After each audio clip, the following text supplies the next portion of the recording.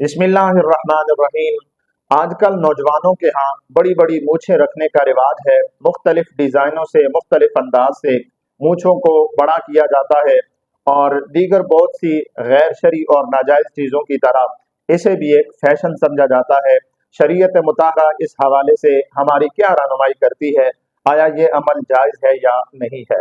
یاد رکھیے، نبی اکرم صلی اللہ علیہ وآلہ وسلم نے بے شمار احادیث کے اندر ہمیں اس عمل سے منع کیا، اور آپ علیہ السلام نے بار بار حکم ارشاد فرمایا کہ مونچھوں کو چھوٹا کرو، مونچھوں کو پست کرو اور داڑھیوں کو بڑھایا کرو۔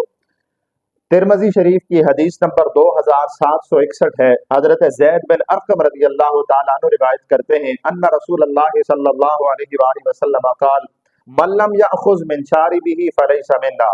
آپ علیہ السلام نے ارشاد فرمایا، جو شخص اپنی مونچھوں کا کچھ حصہ نہیں لیتا، یعنی اپنی مونچھوں کا کچھ حصہ نہیں کاٹتا، فلیس منا، تو وہ ہم میں سے ہے ہی نہیں۔ تو آپ علیہ الصلوۃ والسلام کی اس حدیث میں گویا ایک وعید بیان کی گئی ہے کہ جو مونچھیں بڑھاتا ہے، بڑی رکھتا ہے، انہیں نہیں کاٹتا، تو وہ ہماری جماعت سے ہے ہی نہیں۔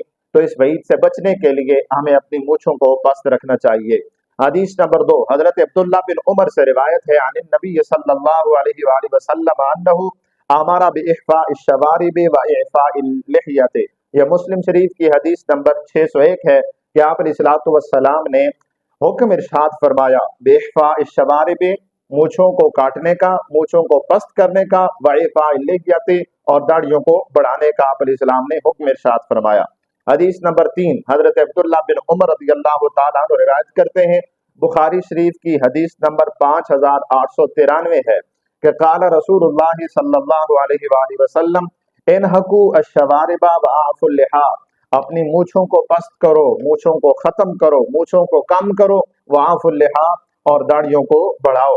حدیث نمبر 4، حضرت عبداللہ بن عمر رضی اللہ تعالی عنہ ہی روایت کرتے ہیں، یہ نسائی شریف کی حدیث نمبر 5228 ہے، عن النبی صلی اللہ علیہ وآلہ وسلم قال احفوا الشوارب واعفوا اللحى، آپ علیہ السلام نے ارشاد فرمایا اپنی مونچھوں کو کم کرو، مونچھوں کو پست کرو اور داڑھیوں کو بڑھاؤ، یعنی مونچھوں کو ختم کرنے کا یہاں پر آپ علیہ الصلوۃ والسلام نے حکم ارشاد فرمایا۔ حدیث نمبر 5، حضرت عبداللہ بن عمر رضی اللہ تعالی عنہ سے ہی روایت ہے، آپ کہتے ہیں کہ امرنا باحفاء الشوارب واعفاء اللحى، یہ ترمذی شریف کی حدیث نمبر 2764 ہے۔ کہتے ہیں کہ رسول کریم صلی اللہ علیہ وآلہ وسلم نے ہمیں مونچھیں پست کرنے کا اور داڑھیوں کو بڑھانے کا حکم ارشاد فرمایا۔ یہ صرف نمونے کے طور پر میں نے آپ کے سامنے 5 احادیث مبارکہ رکھی ہیں، اس کے علاوہ درجنوں سینکڑوں احادیث ایسی ہیں جن میں آقا کریم علیہ الصلوۃ والسلام نے مونچھیں پست کرنے کا، مونچھوں کو کاٹنے کا حکم ارشاد فرمایا اور داڑھیوں کو بڑھانے کا حکم ارشاد فرمایا۔ انہی احادیث کی روشنی میں فقہائے کرام نے یہ لکھا ہے کہ مونچھوں کو اتنا پست ہونا چاہیے کہ کم از کم یہ جو اوپر والے ہونٹ کی سفید لکیر ہے یہ بالکل واضح نظر آنی چاہیے۔